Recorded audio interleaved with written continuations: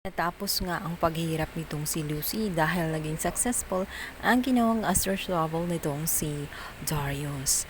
Nakita nila kung saan naroroon itong si Lucy, kaya naman nailigtas pa nila ng buhay itong si Lucy. Samantalang itong namang si Farah ay natamaan nga ng baril at naging 50-50 na nga ang kanyang buhay. Oras na sana ituro niya kay Darius kung saan nga naroroon itong si Lucy.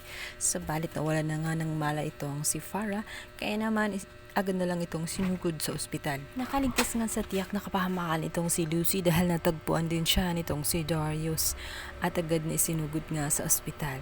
Noong mga sumunod na araw ay gumaling din ito agad at dito na nga nakapagpasya na siya na sunugin ang mga libro at mga alaala kung saan nagkakaroon ng astral travel o anumang ritual kung saan nakakakos lang ito ng kaguluhan sa kanilang magpinsan. Agad namang pinatawad nitong si Darius o itong si Lucy ito nga si Farah, kaya naman nilagay nga siya sa psychiatrist upang tuluyang makarecover sa anxiety na kanyang pinagdadaanan. Tinutulungan din siya ni Lucy at tinadalaw araw-araw. Unti-unti na ngang nagbabago ang lahat, maging ito nga si Auntie Belen ay hinayaan ng mag-asawa na bigyan ng second chance at hinayaang makalaya. Kinaming laking pasasalamat ni Auntie Belen sa binigay na pangalawang pagkakataon.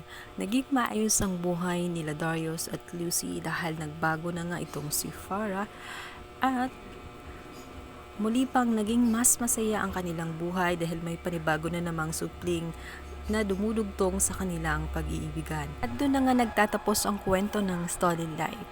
Ito ang lesson learned ay sa anumang unos at bagyo na madadaanan ng buhay at kahit anumang pagsubok ay darating at darating din ang araw na muling sisikat ang araw at magkakaroon din ng panibagong yugto at magandang buhay ang nag-aantay sa susunod na mga araw.